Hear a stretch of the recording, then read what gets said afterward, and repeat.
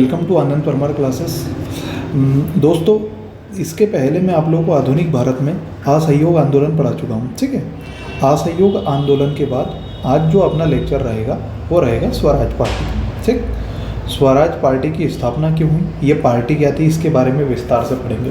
स्व मतलब अपने खुद और राज मतलब शासन, मतलब अपना खुद का शासन करने वाली पार्टी को क्या कहलाते हैं, स्वराज पार्टी कहलाती थी। ठीक है, चल अगर पहले के वीडियो अगर आप लोगों ने नहीं देखे हैं तो आप लोग प्ले लिस्ट में जाकर देख लीजिएगा, सारे वीडियो आप लोगों को उसमें मिल जाएंगे। ठीक, चल अब देखिए बात करते हैं स्वराज पार्टी की।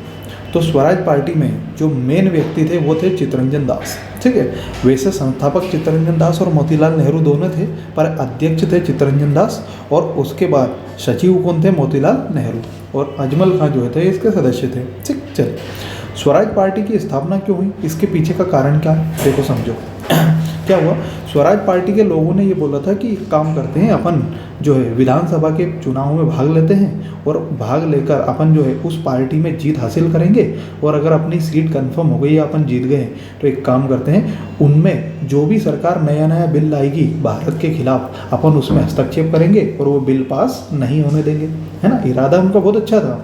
उसके बाद कांग्रेस से भी उनने कहा था कि हमारा जो काम है, हमारा उद्देश्य है वो भारत को स्वराज दिलाने का है, हम कांग्रेस का विरोध नहीं कर रहे हैं, बस हम ये है कि हम जो है विधान परिषद में चुनाव लड़ेंगे और विधान परिषद में चुनाव लड़के जीत कर हम अपनी बातों को जो है वो सरकार के सामने रखेंगे और सरकार का जो भी बिल रहेगा जो भारत देश के विपक्ष में रहेगा उसको पास नहीं होने देंगे। ठीक है, तो आई होप स्वराज पार्टी आप लोगों को समझ में आ गई होगी। ठीक, चल देखो समझो, 26 अगस्त को मॉन्टेग्यू घोषणा के द्वारा भारतीयों को उत्तरदायी प्रशासन की बात कहने पर होम रूल लीग जो है वो बंद कर दिया गया था। होम रूल लीग तिलक और एनी बेसेंट ने चलाया था और सरकार ने बोला था अंग्रेज़ों ने कि एक काम करो, आप होम रूल लीग बंद कर दो और आपको उत्तरदायी प्रशासन दे देंगे। उत्तरदायी का मतलब ये है कि अधिकार दे देंगे, आप खुद अपने हिसाब से प्रशासन करो, आपके हिसाब से चुनाव लड़ो। ठीक है, चल आगे बात करते हैं। जिससे कांग्रेस में क्या हो गया, विभाजन हो गया। क्यों हो गया कांग्रेस में विभाजन, क्योंकि भैया होम रूल लीग जो है वो बंद हो गया था। 1918 में सुरेंद्र नाथ बनर्जी के नेतृत्व में नेशनल लिबरल फेडरेशन की स्थापना हुई। ठीक, कौन सी पार्टी की, नेशनल लिबरल पार्टी की स्थापना हुई, किसके नेतृत्व में, सुरेंद्र नाथ बनर्जी के नेतृत्व में।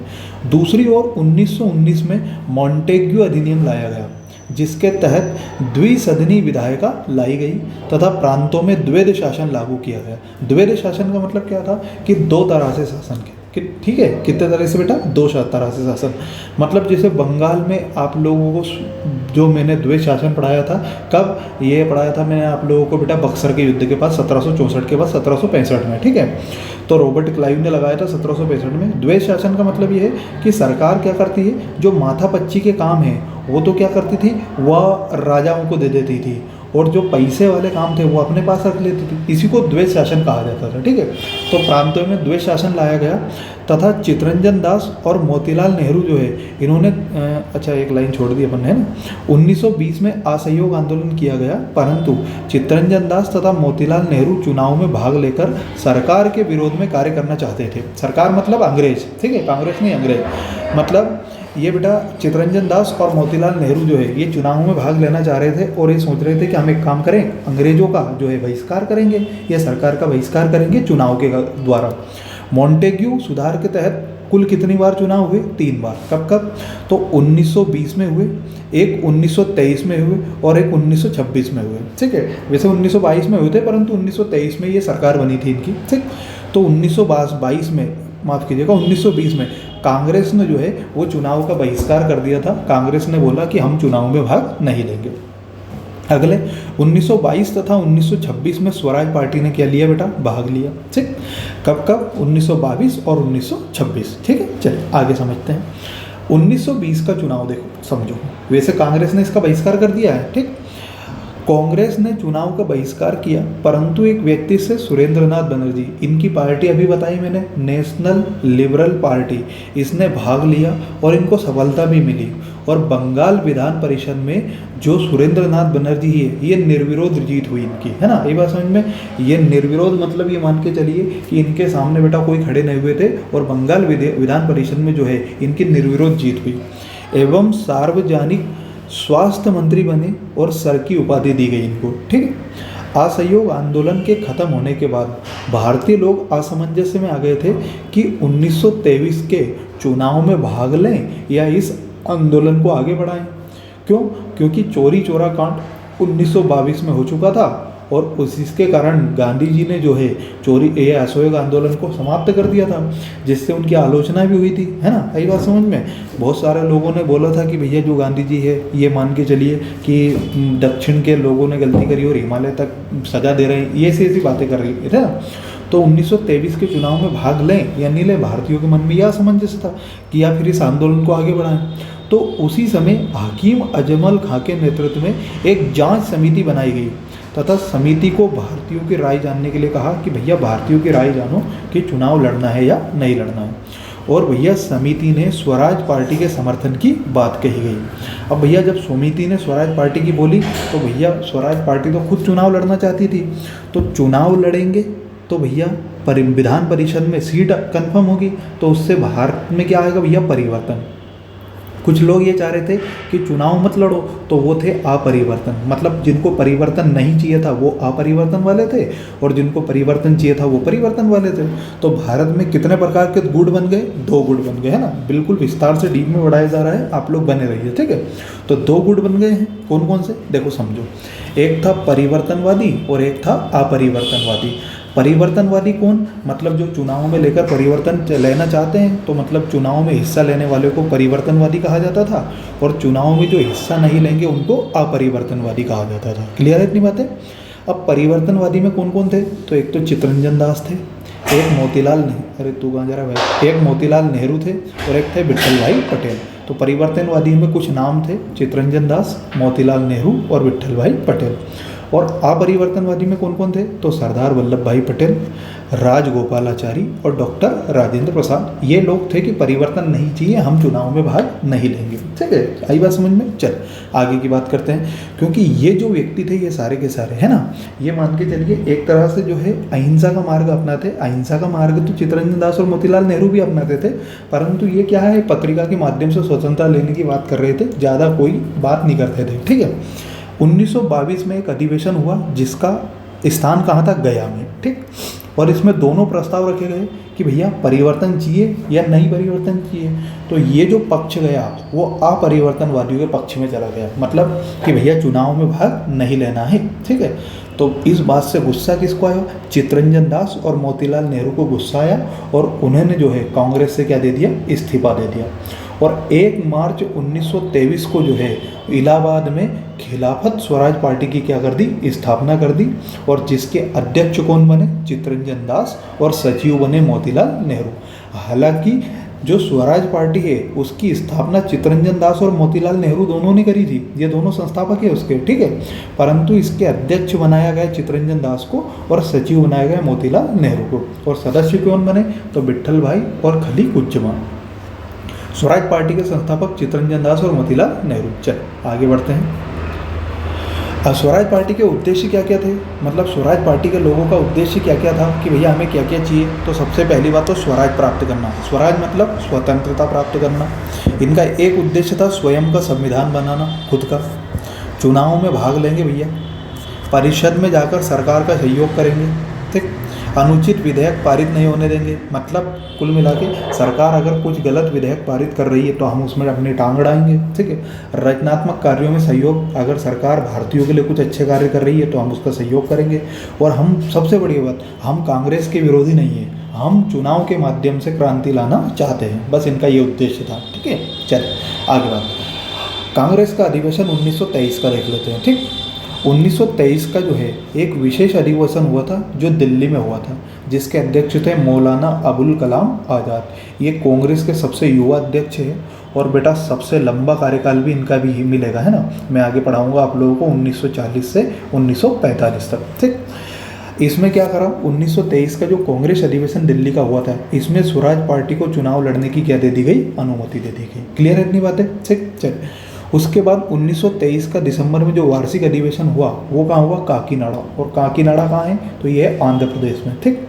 जिसके अध्यक्ष कौन थे, मोहम्मद अली जिन्ना। गांधी जी तो अभी कहाँ है भैया, जेल में है, क्योंकि 10 मार्च को बेटा उनको क्या हो गई थी, जेल हो गई थी। 10 मार्च 1922 को उनको क्या हो गई थी, जेल हो गई थी। कितने साल की, 6 साल की इनको जेल हो गई थी, ठीक है। तो वो तो अभी जेल में ही है।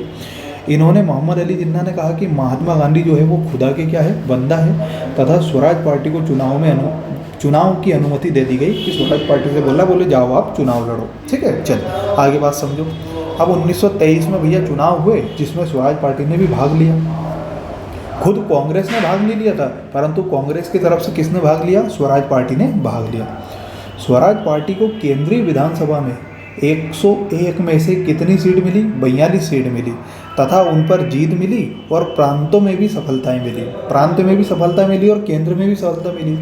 उसके बाद स्वराज पार्टी को केंद्रीय विधानसभा में, ये तो बता चुका है ना, मोतीलाल नेहरू केंद्रीय परिषद में विपक्ष के नेता बने। तो मोतीलाल नेहरू जो है वो केंद्रीय परिषद में विपक्ष के नेता बने, और जो चितरंजन दास है वो बंगाल परिषद में विपक्ष के नेता बने। स्वराज पार्टी विट्ठल भाई पटेल को केंद्रीय परिषद में अध्यक्ष के रूप में निर्वाचित करने में क्या हुई, सफल हुई, और यह बंगाल में सबसे बड़ी पार्टी के रूप में उभरी हुई है, सबसे बड़ी पार्टी उभरी। क्लियर इतनी बात है। मतलब अब भारत में सबसे ज़्यादा हल्ला बोल किसका हो रहा है, तो वो है स्वराज पार्टी का। आई बात समझ में, ये थमेगी नहीं अब बेटा, है ये बिल्कुल चलती जा रही है आगे, ठीक। चलो आगे की बात करते हैं। 1924 में गांधी जी की वापसी हो गई। क्यों, क्योंकि गांधी जी को जेल हुई थी 6 साल की, परंतु उनको भैया बीमार पड़ गए थे, है ना, उनका स्वास्थ्य खराब हो गया था। उनका स्वास्थ्य इतना खराब हो गया था, मतलब बहुत ज़्यादा। अंग्रेजों ने बोला कि यार ये यहाँ दम नहीं तोड़ दे, तो उससे अच्छा एक काम करो, इनको जेल से क्या कर दो, रिहा कर दो। तो 2 साल में ही स्वास्थ्य कारणों के चलते गांधी जी को 5 फरवरी 1924 को क्या कर दिया, रिहा कर दिया गया। जब वो जेल से छूटे तो उनको पता लगा कि भारत में तो भैया स्वराज पार्टी का हल्ला बोल चल रहा है, और स्वराज पार्टी जो है वो केंद्रीय विधान परिषद में क्या लड़ रही है, चुनाव लड़ रही है, और गांधी जी इसके क्या थे, खिलाफ थे। गांधी जी ने बोला कि भैया काउंसिल में जितने भी लोग आए हैं कांग्रेस से, उनकी सबकी सदस्य क्या कर दो, खत्म कर दो, और सदस्यता के लिए 2000 गज जो है वो सूत काटने का इनके नियम रखा जाए। क्लियर इतनी बात है, ये गांधी जी ने बोला। परंतु गांधी जी का प्रस्ताव अस्वीकृत हो गया था, क्योंकि उस समय बेटा स्वराज पार्टी जो है वो अपने चरमोत्कर्ष पर थी, ठीक है। इनकी बात अस्वीकृत हो जाने के कारण गांधी जी जो है उन्होंने पराजय स्वीकार कर ली और स्वराज पार्टी का समर्थन किया। बोले आप बिल्कुल अच्छे से क्या लड़ो, चुनाव लड़ो, पर हम जो है हम क्या चलाएंगे, हम चलाएंगे खादी आंदोलन, ठीक है, हम सूत काटेंगे। क्लियर इतनी बात है, ठीक है। अब देखो, अब हुआ गांधी नेहरू दास पैक्ट। गांधी मतलब गांधी जी, नेहरू मतलब मोतीलाल नेहरू, और दास मतलब चितरंजन दास। तो एक तरफ थे नेहरू जी और एक तरफ थे, माफ कीजिए, एक तरफ थे नेहरू और चितरंजन दास, और एक तरफ थे गांधी जी, ठीक है। इनके बीच गांधी नेहरू दास पैक्ट हुआ। अब इसके पीछे मेन उद्देश्य क्या क्या थे, या इसका उद्देश्य क्या था, गांधी नेहरू दास पैक्ट की बातें क्या क्या निकली। तो सबसे पहली बात इसमें यह कहा गया कि असहयोग आंदोलन को क्या कर दो, खत्म कर दो, ठीक। ये हो ही गया था खत्म, क्योंकि गांधी जी ने खत्म कर ही दिया था उसको। स्वराज पार्टी काउंसिल में जाकर विरोध जारी रखे, ठीक। मतलब स्वराज पार्टी जो है वो काउंसिल में जाकर अपना विरोध जारी रखे और चुनाव में भाग ले, और जो है सरकार का समर्थन ना करे, ये सरकार को परेशान करे। सदस्यता के समर्थक जो है वो क्या चलाएंगे, खादी आंदोलन चलाएंगे, ठीक है। मतलब जो स्वराज पार्टी के लोग हैं वो भले चुनाव में भाग लें, परंतु खादी आंदोलन चलाएंगे, खुद के कपड़े सिलेंगे और विदेश के कपड़े नहीं पहनेंगे। स्वराजी नेता कांग्रेस के अभिन्न रूप में विधान परिषदों में अपना कार्य करते रहें, हमें कोई दिक्कत नहीं है, आप बढ़िया चुनाव लड़ो, ठीक। चल, अब 1924 का बेलगांव अधिवेशन हुआ, और बेलगांव अधिवेशन कहाँ हुआ, कर्नाटक में, ठीक है। ये जो बेलगांव अधिवेशन है ये एकमात्र अधिवेशन है जिसमें महात्मा गांधी अध्यक्ष बने।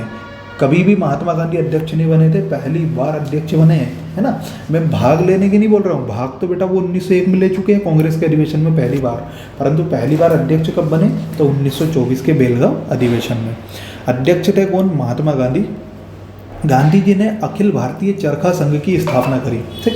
तथा दास पैक्ट को अनुमोदित किया, जिससे कांग्रेस एवं मुस्लिम लीग में क्या हो गया, विभाजन हो गया। क्यों? क्योंकि जो मुस्लिम लीग है, मुस्लिम लोग जो है वो पृथक निर्वाचक मंडल की मांग कर रहे थे, ठीक है, कि मुसलमानों का अलग पृथक निर्वाचक मंडल हो और जिसमें केवल मुस्लिम लोग जो है वो चुनाव लड़े और मुस्लिम लोग ही वोट दें, इसको पृथक निर्वाचक मंडल कहते हैं। परंतु गांधी जी ने बोला कि एक काम करो, आपने चित्तरंजन यादव से मोतीलाल नेहरू को बोल दिया कि आप एक काम करो, चुनाव में भाग लो स्वराज पार्टी की तरफ से। इसलिए मोहम्मद अली जिन्ना वगैरह सब जो है या मुस्लिम लीग के लोग हैं वो गांधी जी से नाराज हो गए और वापस कांग्रेस और मुस्लिम लीग में क्या हो गया, विभाजन हो गया। ठीक, चलिए, आई होप समझ में आ रहा होगा। चल, अब यह स्वराज पार्टी की सफलताएं, हम असफलताएं देखते हैं कि कहाँ कहाँ इसको सफलता मिली और कहाँ कहाँ असफलता मिली।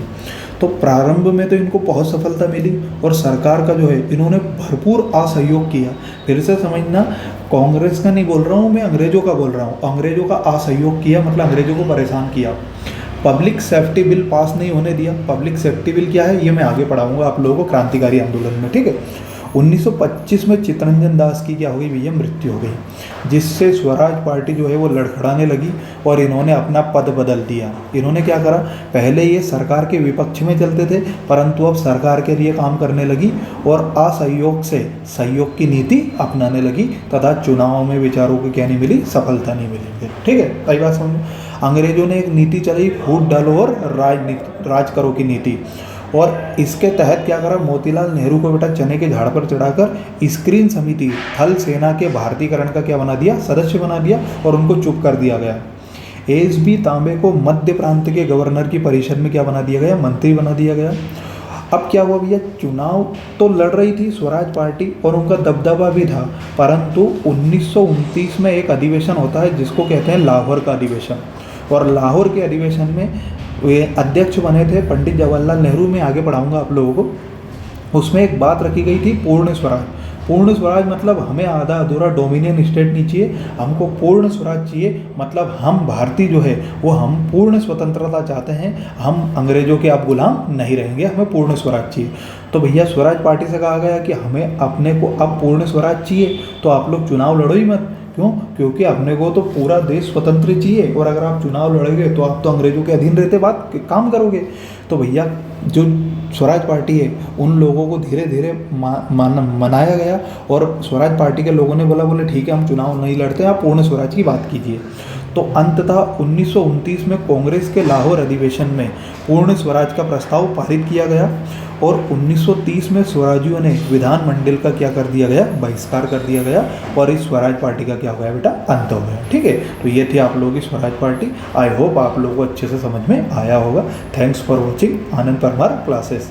अगर वीडियो का कंटेंट अच्छा लगे तो आप लोग बेटा हमारे वीडियो को जो है लाइक कीजिए और हमारे चैनल को बेटा सब्सक्राइब कीजिए, है ना। चल, आप लोगों को सहयोग इसी तरह से बना रहे।